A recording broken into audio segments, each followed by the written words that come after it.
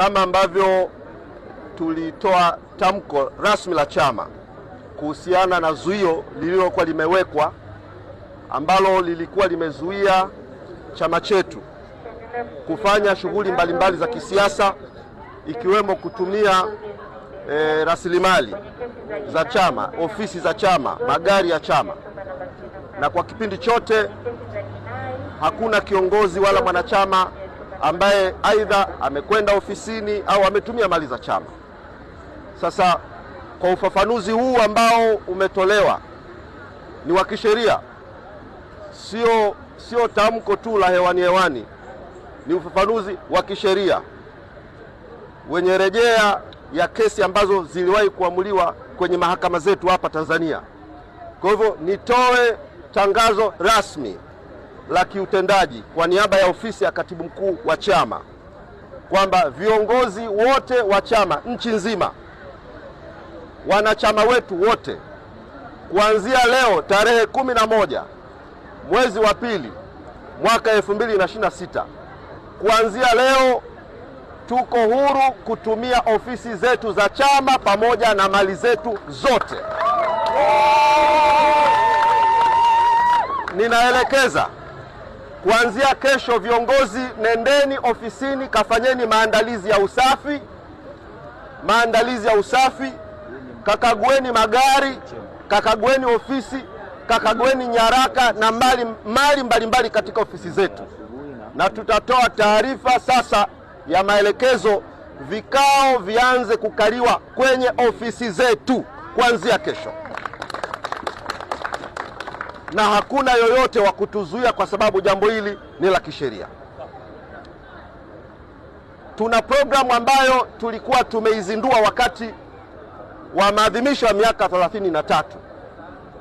Programu hii itaendana na zoezi rasmi la viongozi na wanachama kurudi ofisini na kuanza kutimiza wajibu wetu wa kisiasa. Tulizindua programu inaitwa Chadema ni Watu. Chadema ni nini? Chadema ni watu. Kwa hivyo wale wote wanaotaka kujiunga na chama hiki, huu ndio wakati wa kujiunga ili uweze kuhesabiwa sasa, tuthibitishe Chadema ni watu. Kwa hivyo tutatoa fursa na matangazo mbalimbali wa Tanzania ambao wamekuwa wakifuatilia siasa za nchi hii, wakifuatilia kesi zetu mbalimbali, ambao wanapenda mageuzi na mabadiliko. Basi sasa tutakuwa na programu hii inaitwa Chadema ni Watu, tukathibitishe Tanzania na dunia ijue kwamba nchi hii kiko chama kinaitwa Chama cha Demokrasia na Maendeleo, Chadema, na chama hiki kina watu. Kwa hivyo nendeni ofisini, watu wasajiliwe, na programu hii iende kwa nguvu sana ya kusajili wanachama ili ijulikane na ifahamike Chadema ni watu. Jambo la pili, kwa wanachadema na Watanzania wenzangu, msifadhaike na yanayoendelea mahakamani. Lissu hana hatia, wote tunajua. Mbingu zinajua na dunia inajua Lissu hana hatia, na hakuna marefu yasiyo na ncha jamani. Haki yake tutaipata. Na leo amesema kwa ujasiri kabisa, niko jela kama mabusu, lakini hana hatia. Hizi danadana tunazoziona ni danadana za kututaka watu wakate tamaa, wachoke, wapige magoti, waisujudu sanamu. Kamwe mwenyekiti wetu hawezi kuisujudu sanamu, na hata sisi viongozi, wasaidizi wake na wanachama hatutakubali kuisujudu sanamu. Kesi hii ina lengo la kutublackmail, ina lengo la kumtesa Lissu, ina lengo la kufifisha nguvu zetu, lakini tutathibitisha kwamba we have God and we have the power, na tuna watu walio nyuma yetu, na kazi hii na wajibu huu tutautimiza kwa uaminifu sana. Kwa hivyo wako Wagalatia, vikaragosi wachache ambao wamekuwa wanatoa maneno ya kufedhesha, kama vile kuna watu wanafaidika, aidha viongozi au baadhi ya watu wanafaidika na Mheshimiwa Lissu kuwepo ndani, kuwepo magereza.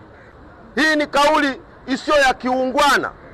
Kama kweli wanadhani kuna mtu anafaidika aidha viongozi wanafaidika na Lissu kuwepo ndani, au kuna wanachama wanafaidika na Lissu kuwepo ndani, au labda familia yake inafaidika na Lissu kuwepo ndani, basi hao wenye uchungu na hao wanaofaidika wamwachilie Lissu basi, ili hao watu wapate hasara.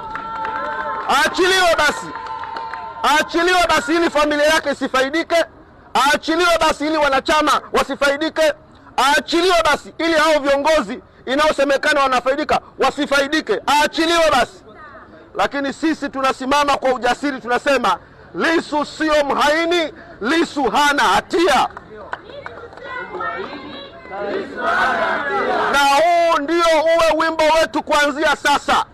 T-shirt ziprintiwe, nyimbo ziimbwe, ngonjera zitungwe, miziki ichezwe, tuimbe wimbo wa kwamba Lissu sio mhaini na wala Lissu Naam.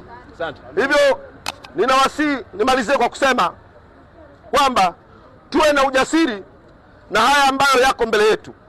Vita hii tutaipigana kwa fonti zote. Tutaipigana mahakamani, tutaipigana barabarani, tutaipigana kwenye maji, tutaipigana angani, tutaipigana kwenye cyber, kila mahali. Hakuna jiwe litakalowachwa. Tutaipigana kila mahali. Tunaye Mungu, tuna watu, tuna nguvu, tutashinda. Amen. Asanteni sana.